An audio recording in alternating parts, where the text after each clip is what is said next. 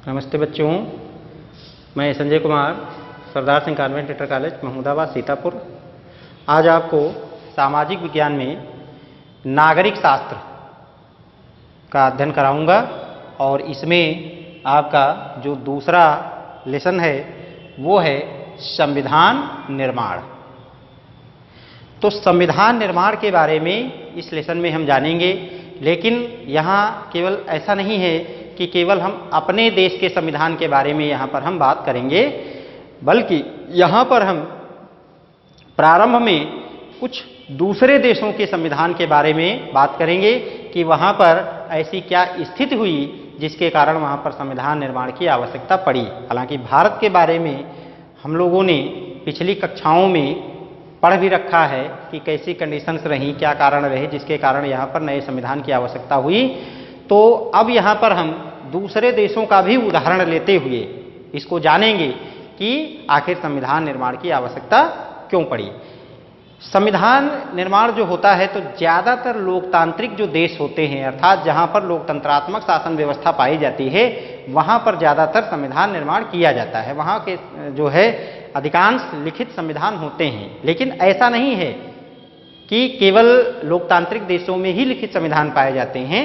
कुछ राजतंत्रात्मक देशों में भी लिखित संविधान पाए जाते हैं, लेकिन वो संविधान जो होते हैं वो वहाँ का जो राजा होता है वो अपनी इच्छानुसार वहाँ पर लिखता है।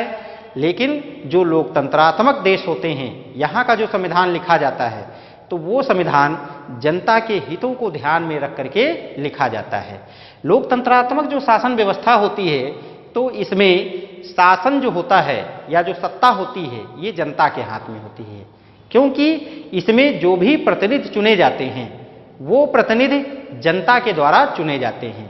और इस कारण 5 वर्ष के लिए, जैसे भारत का अगर उदाहरण हम देते हैं तो 5 वर्ष के लिए यहाँ पर प्रतिनिधियों का चुनाव होता है और 5 वर्ष के पश्चात जनता को पुनः उनका अवलोकन करने का मौका दिया जाता है कि 5 वर्षों में उन्होंने इस सरकार से क्या सीखा, क्या उसमें अच्छाइयाँ रहीं, क्या बुराइयाँ रहीं, उनका वो अवलोकन करते हैं और उसके बाद वो नई सरकार का गठन करते हैं।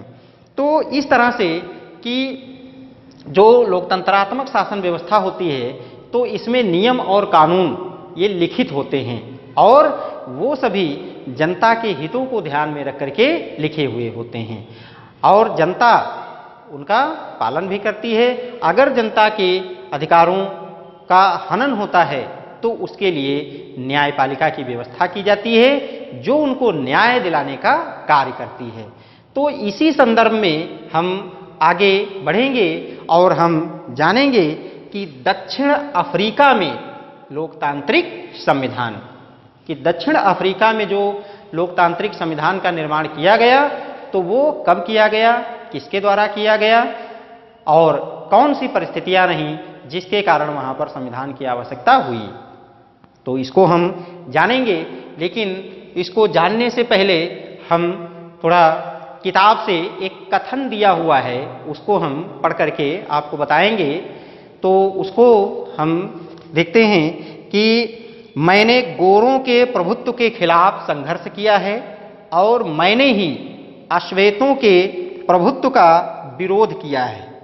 मैंने एक ऐसे लोकतांत्रिक और स्वतंत्र समाज की कामना की है जिसमें सभी लोग पूरे मेल जोल के साथ रहें और सबको समान अवसर उपलब्ध हों।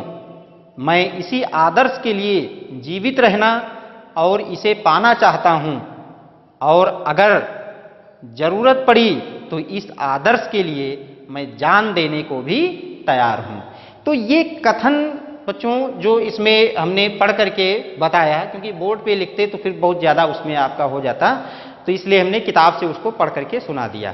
तो अब हम ये सोच रहे हैं कि आखिर ये जो पढ़ा गया तो ये कथन किसका है। तो ये कथन जो हमने अभी पढ़ा तो ये कथन अफ्रीका के जो प्रथम राष्ट्रपति चुने गए जिनका नाम था नेल्सन मंडेला, उनके द्वारा कहा गया ये एक कथन था। ये कथन उस दौरान उनके द्वारा कहा गया था जब अफ्रीका जो देश था तो ये अंग्रेजों का गुलाम था या श्वेत लोगों का गुलाम था। तो उस समय ये कथन इनके द्वारा कहा गया था, नेल्सन मंडेला के द्वारा, जिनके ऊपर, क्योंकि ये जो हैं फिर जो श्वेत लोगों की यहाँ पर सरकार चलती थी उनकी नीतियों से असंतुष्ट थे और ये चाहते थे कि देश में एकता कायम हो और रंग भेद की जो यहाँ पर नीति चलाई जाती है वो नीति यहाँ पर समाप्त हो, सभी को समान अवसर प्रदान किया जाए। तो इसके लिए इन्होंने नेतृत्व किया था अफ्रीकन लोगों की तरफ से, तो इसलिए इनको पकड़ा गया था और इनके ऊपर देशद्रोह का मुकदमा चलाया गया था। और इसके बाद इनको फिर जो उस समय अफ्रीका में सबसे बड़ी जेल मानी जाती थी, जो रोबेन द्वीप पर स्थित थी, उसको हम लिखे दे रहे हैं, रोबेन द्वीप, यहां देख लेते हैं।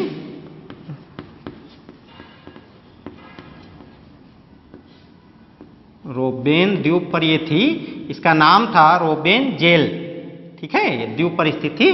तो इस जेल में इनको बंद करके या कैद करके वहां पर रखा गया था। तो इसके बाद फिर यहां पर इनको आजीवन, वही जो हमने बताया कि देशद्रोह का मुकदमा चलाया गया था और इनको आजीवन कारावास की सजा दी गई थी और यहां इनको इस जेल में रखा गया था।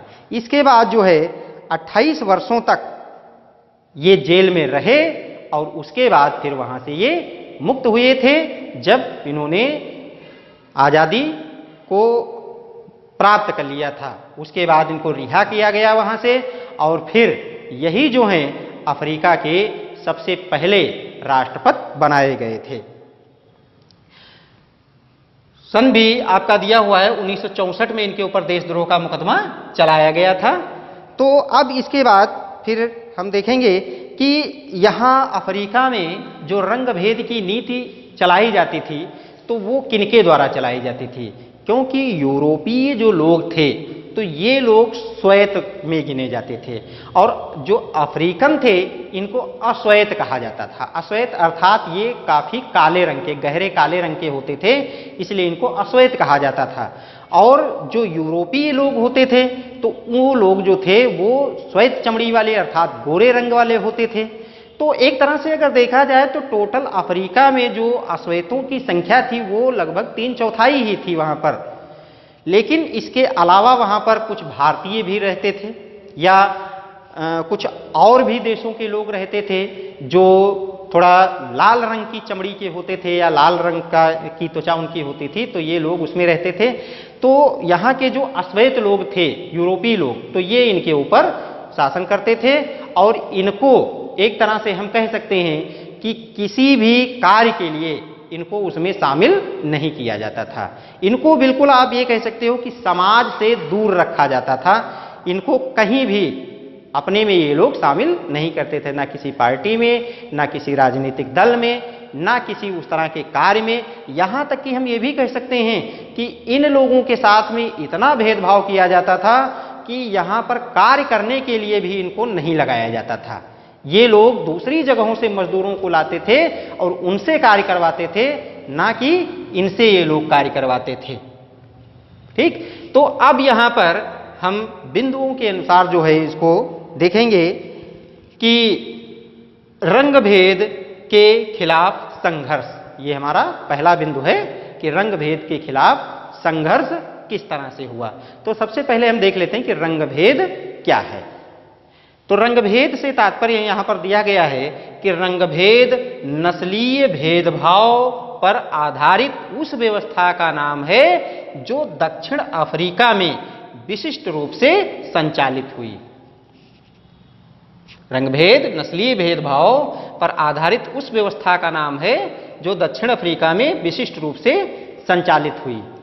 तो ये रंगभेद का जो सिस्टम है ये यहां पर है और इसका आरंभ जो अफ्रीका में हुआ था वो आपका 17वीं से लेकर के 18वीं शताब्दी के मध्य में यहां पर इसका विस्तार तेजी के साथ में हुआ, क्योंकि यूरोपीय लोग जो यहाँ पर व्यापार करने के उद्देश्य से यहाँ पर आए थे, धीरे धीरे उन्होंने क्या किया कि यहाँ पर उन्होंने अपने उपनिवेश स्थापित कर लिए, यहाँ पर उन्होंने अपना अधिकार स्थापित कर लिया, और अधिकार स्थापित करने के साथ साथ इन लोगों के अंदर रंगभेद की नीति पनपने लगी।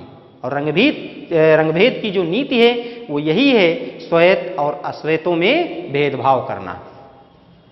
तो ये नीति जो है इनके द्वारा चलाई गई। गोरे जो शासक थे तो ये लोग जो थे तो अफ्रीकन लोग जो थे यहाँ के, या अश्वेत लोग जो थे, तो इन लोगों को ये बहुत ही नीचा समझते थे। सामाजिक रूप से जो है इनको बहुत निचले तबके का ये मानते थे, और इनके साथ में जो है ये लोग बहुत अधिक गलत बर्ताव भी करते थे। गोरों की शासन व्यवस्था वाली नीति में जो अश्वेत लोग थे तो इनको वोट देने का भी अधिकार नहीं था। वही अभी हमने जो बताया था ना कि उनको किसी भी राजनीतिक क्षेत्र में शामिल नहीं किया जाता था। तो यहाँ तक कि वही दिया गया है कि इनको वोट देने का भी अधिकार वहाँ पर नहीं प्राप्त था। क्यों? क्योंकि अगर इनको वोट देने का अधिकार प्राप्त होगा तो ये लोग अपने में से ही किसी व्यक्ति को चुन लेंगे, तो हमारी सत्ता जो है वहां से समाप्त हो जाएगी।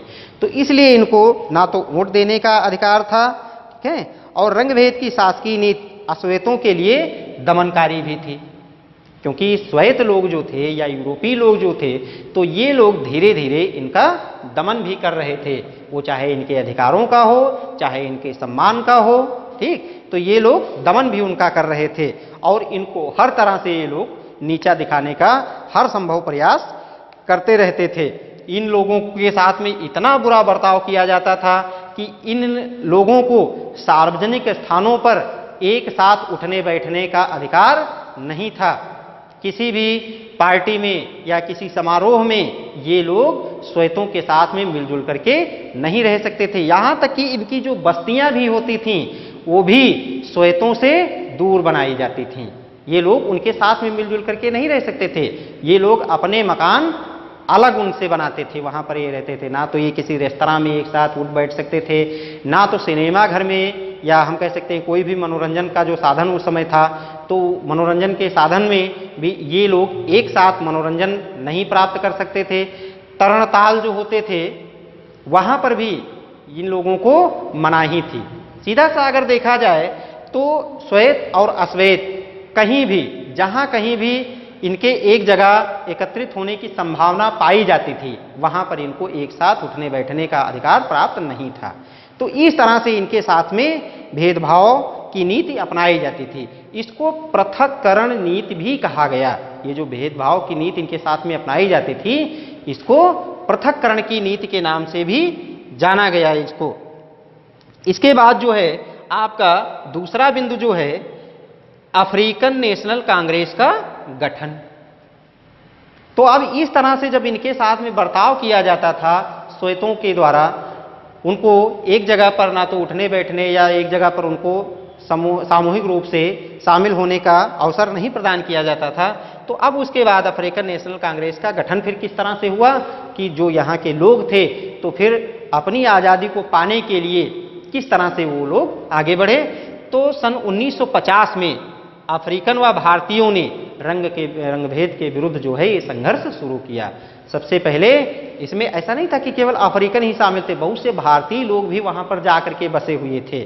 तो वही कहा गया है कि अफ्रीका के जो मूल निवासी थे अर्थात जिनको अश्वेत कहा जाता था, और भारतीय लोग जो वहां पर रह रहे थे, अपना भारत यहाँ के लोग नहीं, जो लोग वहां पर रह रहे थे अपने देश के भारत के लोग, तो उन लोगों ने मिल करके, क्योंकि भारतीयों के साथ भी वहां पर वही बर्ताव किया जाता था, तो इन लोगों ने मिल करके आपस में रंगभेद के विरुद्ध संघर्ष शुरू किया वहां पर। और इन लोगों ने धरना प्रदर्शन के माध्यम से श्वेत जो सरकार थी उसको जागरूक किया कि हमारे अधिकारों को वापस करो और हमारे जो अधिकार हैं वो हमको वापस मिलने चाहिए। इस आंदोलन में, ये जो आंदोलन इनके द्वारा शुरू किया गया, तो इस आंदोलन का जो नेतृत्व था वो किया गया अफ्रीकन नेशनल कांग्रेस के द्वारा जो है इसका नेतृत्व किया गया। ये एक पार्टी का गठन किया गया जिसका नाम था अफ्रीकन नेशनल कांग्रेस, ये पार्टी का एक गठन किया गया और इनके नेतृत्व में ये जो एक कदम था वो आगे बढ़ाया गया। अब इसमें हम देखेंगे कि कौन कौन से लोग जो थे तो इनके समर्थन में थे, अर्थात जो अफ्रीकन नेशनल कांग्रेस थी तो इसके समर्थन में कौन कौन से लोग थे जो इसका समर्थन कर रहे थे। तो इसमें आपका पहला जो है वो थे मजदूर संगठन, कम्युनिस्ट पार्टी एवं संवेदनशील लोगों ने। पार्टी यहां पर थोड़ा गलत लिखा हुआ है। तो ये लोग जो हैं इनके समर्थन में थे, ये लोग इनका हौसला बढ़ा रहे थे और इनके साथ में थे, श्वेतों के विरोध में ये लोग जो हैं थे। तो जब श्वेत जो सरकार थी उसने जब ये देखा कि तनाव काफी बढ़ रहा है, लोग जो हैं एकजुट होकर के हमारा विरोध कर रहे हैं, तो इसी को देखते हुए उन्होंने क्या किया कि वो झुक गए इनके आगे और उन्होंने जो वहां पर अपनी नीतियां या जो भी व्यवस्थाएं उनके द्वारा लागू थी उन्होंने धीरे धीरे करके उनको वापस लेना शुरू कर दिया। और इसके बाद जो है 28 वर्ष तक जो जेल में रहे थे, जो अभी हमने नाम बताया था नेल्सन मंडेला, तो उनको जो है फिर एक समझौते के तहत जेल से रिहा कर दिया गया।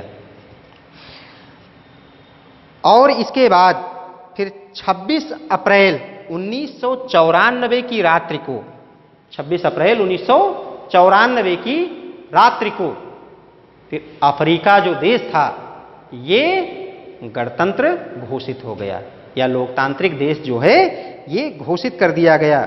और यहां पर फिर जो रंग भेद के नीति के आधार पर जो सरकार चलती थी, अर्थात जो श्वेतों की सरकार चलती थी, उसका समापन हो गया और फिर यहां पर विश्व का एक नया लोकतांत्रिक देश बनकर के अफ्रीका जो था ये उभरा और फिर रंग भेद वाली जो नीति थी उसका यहां पर अंत हो गया। इसके बाद जो है फिर और देख लेते हैं,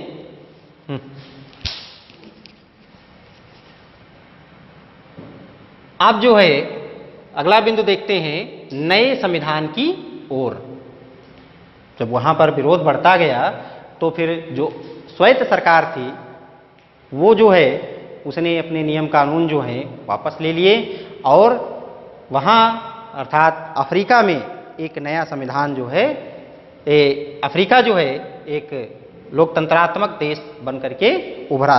तो अब एक नए संविधान की ओर कि दक्षिण अफ्रीका में जो रंगभेद नीति के खिलाफ जो सरकार थी तो उसको जो समर्थन देने वाले थे या इसे जो बढ़ावा देने वाले लोग थे, तो उसके पतन के बाद सभी नस्ल के लोगों की मिलीजुली सरकार का जो एक रास्ता था वो खुल गया। क्योंकि अब ये था कि अफ्रीका में जो सरकार बनाई जाएगी तो वो मिलीजुली सरकार बनेगी, अर्थात उसमें श्वेत अश्वेत या चमड़ी के आधार पर उसमें भेदभाव नहीं किया जाएगा और उसमें सबको समान अवसर प्रदान किया जाएगा और उससे फिर जो है एक नई सरकार का गठन किया जाएगा। इस ऐतिहासिक अवसर पर नेल्सन मंडेला जो थे तो इन्होंने फिर एक कथन कहा था और वो कथन आपका था कि ऐतिहासिक रूप से एक दूसरे के दुश्मन रहे दो समूह रंग भेद वाली शासन व्यवस्था की जगह शांतिपूर्ण ढंग से लोकतांत्रिक व्यवस्था अपनाने पर सहमत हो गए, क्योंकि दोनों को एक दूसरे की भलमनसाहत पर भरोसा था और वे इसे मानने को तैयार थे। मेरी कामना है कि दक्षिण अफ्रीकी लोग कभी भी अच्छाई पर विश्वास करना न छोड़ें और इस बात में आस्था रखें कि मनुष्य जाति पर विश्वास करना ही हमारे लोकतंत्र का आधार है। तो ये कथन जो है इनके द्वारा, नेल्सन मंडेला के द्वारा ये कहा गया और इस तरह से फिर नए लोकतांत्रिक दक्षिण अफ्रीका के उद्भव के साथ ही अश्वेत जो नेता थे उन्होंने अश्वेत समाज से आग्रह किया कि सत्ता में आने के बाद वो लोग उनके साथ में वैसा बर्ताव ना करें जैसा कि जब उनकी अर्थात श्वेत लोगों की सरकार थी और वे लोग अश्वेत लोग अर्थात उनके साथ में ऐसा व्यवहार करते थे। तो उन्होंने ये आग्रह किया कि हमारे साथ में बदले की भावना रखते हुए व्यवहार ना किया जाए और इसके लिए हमको माफ किया जाए, हमको सभी जगह पर एक साथ शामिल किया जाए और हमारे साथ में जो रंग भेद की नीति थी वो उधर से अर्थात अश्वेत लोगों की सरकार की तरफ से न लागू किया जाए, ये उन्होंने आग्रह किया। उन्होंने कहा कि आइए हम सभी नस्लों के लोग मिलजुल करके एक नई सरकार का गठन करें और इस तरह से हम अपने देश को आगे बढ़ाएंगे। नए संविधान के निर्माण के लिए दोनों ही साथ साथ बैठे, अर्थात श्वेत और अश्वेत दोनों ही पार्टी के जो सदस्य थे, ये लोग एक नए संविधान के निर्माण के लिए एक साथ बैठे और उनके द्वारा फिर 2 वर्षों की चर्चा और बहस के पश्चात, अर्थात हम कह सकते हैं कि अफ्रीकी जो संविधान था उसको बनने में लगभग 2 वर्ष का समय लगा और इन दोनों लोगों ने बैठ करके उसमें तमाम मुद्दों पर चर्चा की और उसके बाद उन तमाम मुद्दों को उसमें शामिल किया और इस तरह से एक अफ्रीका का नया संविधान लिखा गया, जिसमें सभी लोगों को समानता का अवसर प्रदान किया गया, किसी के साथ में किसी प्रकार का कोई भेदभाव नहीं किया जाएगा। इस तरह के जो नियम कानून थे उसमें लिखे गए और जनता के हितों को ध्यान में रखते हुए उसमें कानून बनाए गए ताकि दोबारा कभी भविष्य में ऐसी स्थिति उत्पन्न न होने पाए कि कोई तानाशाह के रूप में बैठ करके और उन पर शासन करे। इस तरह के जो नियम कानून उसमें थे बनाए गए। अब इस तरह से जो था तो फिर इसके बाद फिर नेल्सन मंडेला को अफ्रीका का सबसे पहला या प्रथम राष्ट्रपति चुना गया। ये अफ्रीका के सबसे पहले अश्वेत राष्ट्रपति थे जिनको राष्ट्रपति पद के लिए चुना गया और इन्होंने राष्ट्रपति पद को ग्रहण किया।